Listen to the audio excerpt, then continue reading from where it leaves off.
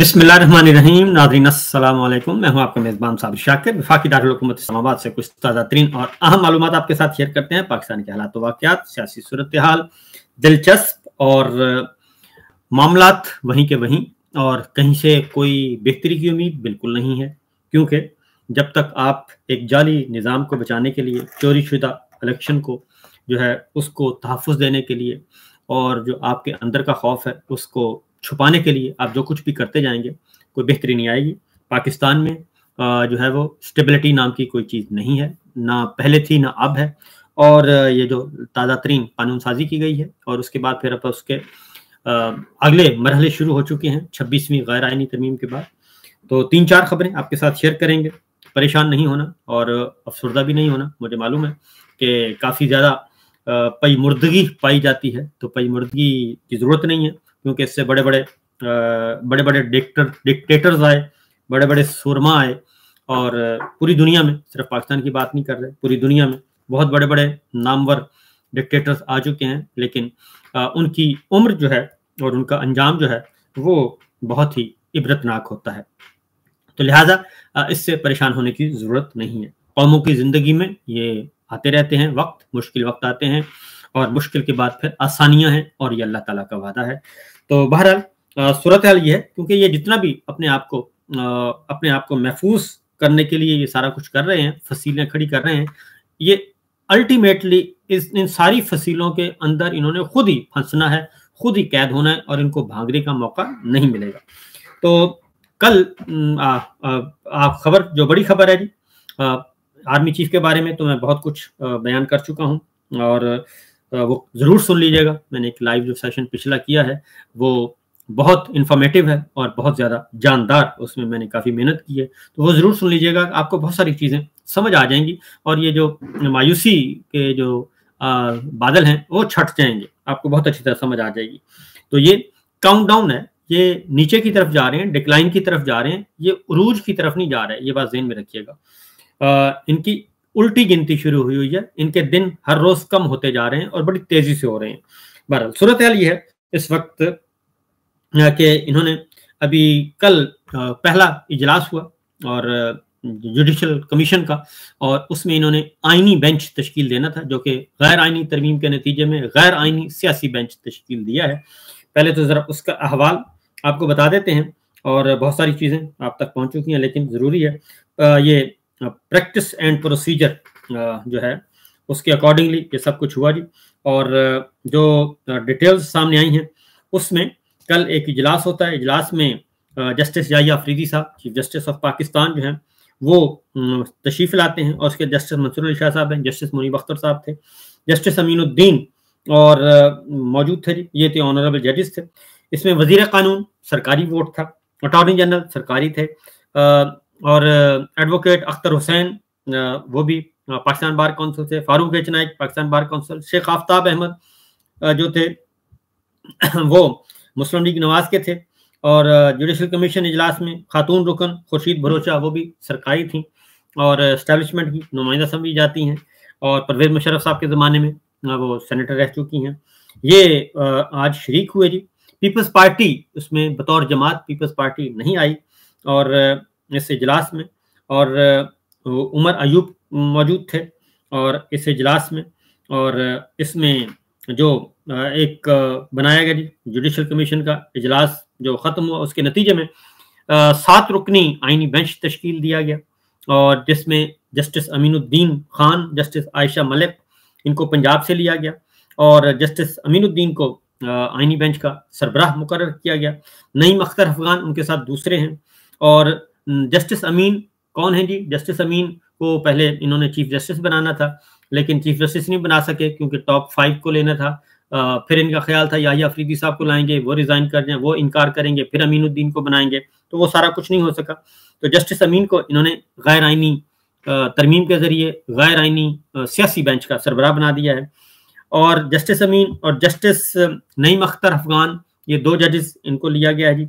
ये 2 जज वो हैं जो कि पाकिस्तान तहरीक इंसाफ का वजूद भी नहीं देखना चाहते, और इमरान खान का वजूद ही नहीं देखना चाहते, और जो मखसूस नशिस्तों का फैसला है उसमें उन्होंने, ये 2 जजेस ने अलहदा से अपना एक नोट दिया था, और वो नोट था इंतहाई जहर आलूद किस्म का नोट था, और इसमें इन्होंने अपने ऑनरेबल जजेस की भी तौहीन की थी, और बल्कि इलेक्शन कमीशन को बगावत पे उकसाया था उस नोट के मुताबिक। जस्टिस जमाल खान बंदोखेल को बलूचिस्तान से लिया गया, जस्टिस नईम अफगान को बलूचिस्तान से लिया गया। बलूचिस्तान से दो जज नामजद किए गए हैं। फिर जी जस्टिस मोहम्मद अली मजहर और जस्टिस हसन अजहर रिजवी सिंध से लिए गए हैं, और जस्टिस मुशर्रत हिलाली खैबर पख्तूनख्वा से लिए गए हैं, और दूसरे वोट थे अतर मिनल्ला साहब खैबर पख्तूनख्वा से, उनको ड्रॉप कर दिया गया, उनको नहीं लिया गया।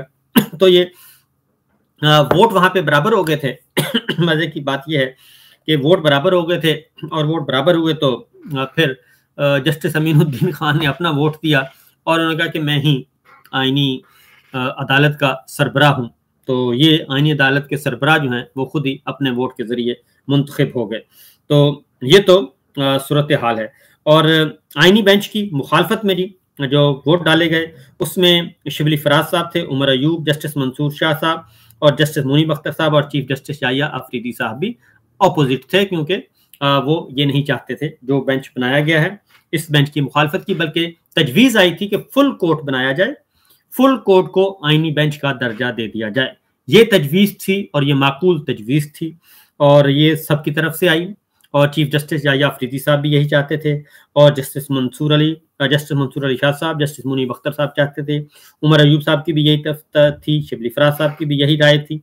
लेकिन उनको ये तजवीज़ ज़ाहिर है फुल कोर्ट बना देते तो फुल कोर्ट में तो फिर उनकी मेजॉरिटी नहीं है, और इन्होंने तो पिक एंड चूज करना था, तो पिक एंड चूज करके ये बेंच बनाया गया है। इसमें सिर्फ 2 ऑनरेबल जज हैं जी जो कि इंडिपेंडेंट कह सकते हैं, जो कॉन्स्टिट्यूशन की बालादस्ती पे यकीन रखते हैं, और बाकी इन 7 में से 2 से 3 जजेस मैक्सिमम 3 नंबर हैं जो कि हैं, बाकी 4 जो नंबर्स हैं वो हमेशा उधर ही जाएंगे जहां पे सरकार कहेगी, और सरकार रावलपिंडी की सरकार हो या फिर इस्लामाबाद की सरकार हो, उधर से ज्यादातर रावलपिंडी की सरकार है, उधर से जो हुक्म आएगा वो ये फैसला करेंगे, ये जो गैर आईनी सियासी बेंच है।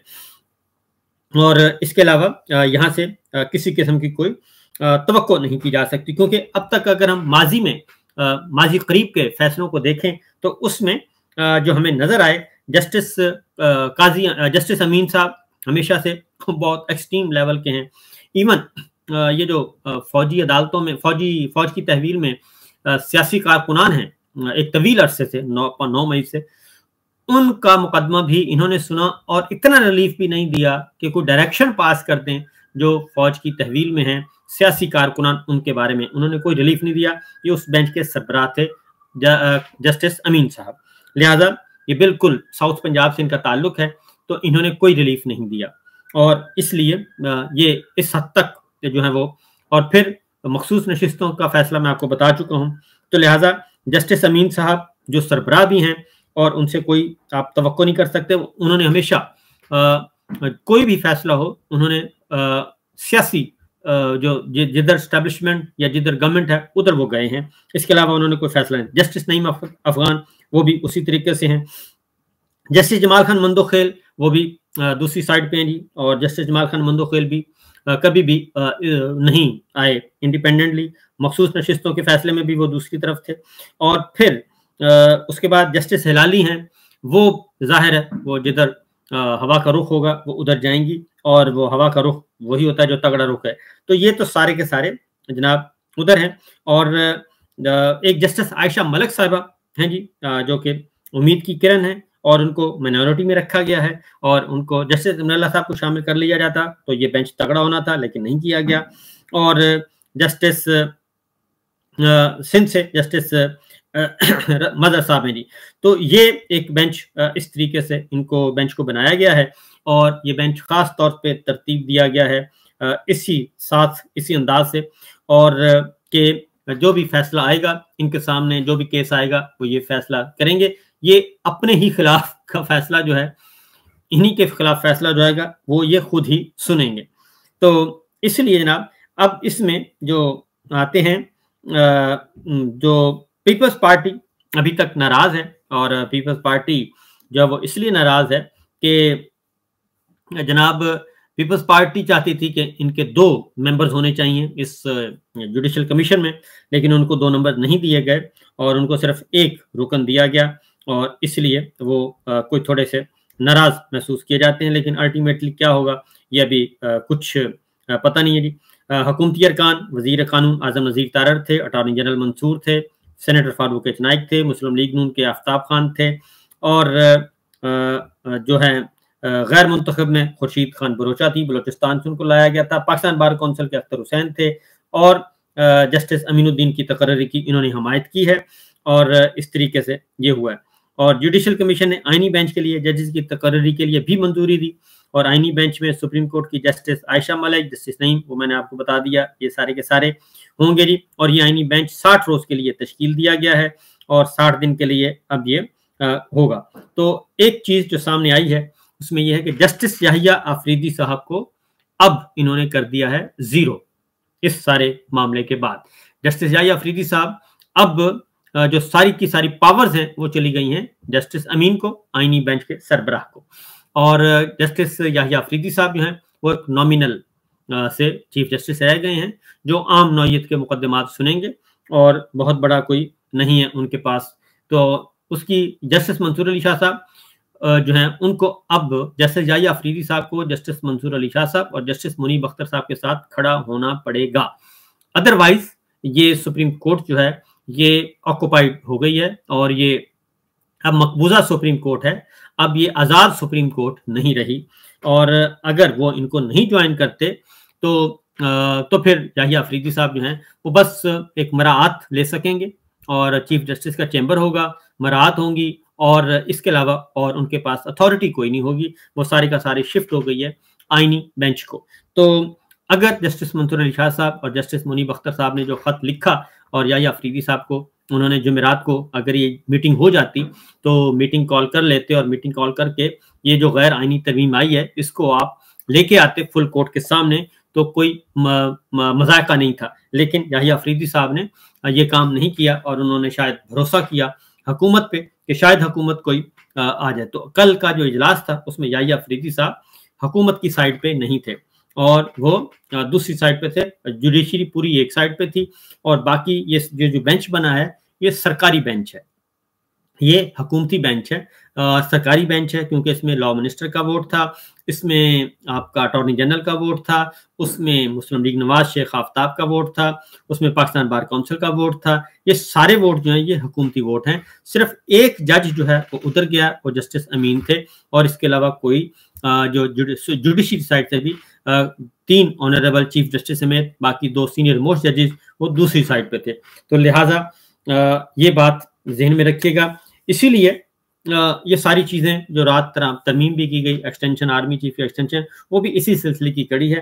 اب یحییٰ آفریدی صاحب کو سوچنا ہے جناب کہ انہوں نے قاضی فائز عیسیٰ بننا ہے یا پھر چیف جسٹس آف پاکستان بننا ہے، عزت کمانی ہے اور آئین کی حفاظت کرنی ہے، جو کہ انہوں نے حلف اٹھایا ہے، کیونکہ انہوں نے حلف کی پاسداری کرنی ہے، یا پھر اس سارے جو سلسلہ ہو رہا ہے اس کی پاسداری کرنی ہے، اور جتنا کچھ یہ جعلی نظام کو قابو کرنے کی کوشش کی جا رہی ہے۔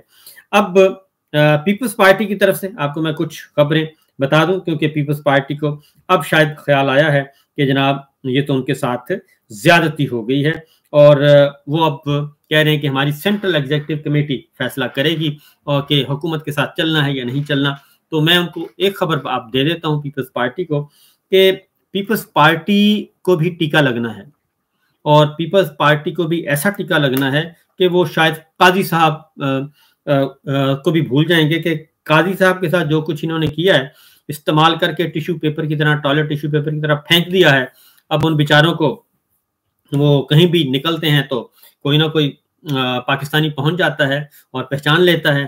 تو میرا اپنا خیال ہے کہ اب جو ہے یہ ان کے ساتھ اس سے بھی زیادہ برا ہوا ہے، زرداری صاحب کے ساتھ اور پیپلز پارٹی کے ساتھ، کیونکہ انہوں نے بڑے چاؤں کے ساتھ، محبت کے ساتھ اور بڑی محنت کے ساتھ یہ سارا کچھ غیر آئینی ترمیم کی اور بڑی ملاقاتیں کی، اور جب ٹائم آیا تو وہ ان کو بھول گئے۔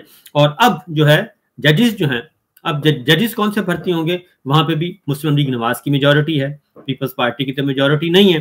तो मुस्लिम लीग नवाज की मेजॉरिटी है, तो लिहाजा नून लीग अपने जजेस लेके आएगी और अपने जजेस से भरेगी, और फिर ऐसे जज आएंगे जैसे जस्टिस मलिक कयूम साहब थे, जैसे जस्टिस काजी साहब हैं, जैसे जस्टिस राशिद अजीज साहब थे, ऐसे आएंगे और फिर वो फोन करके उनको कहा जाएगा कि जनाब आप ये कर दें, और वो कर दिया करेंगे।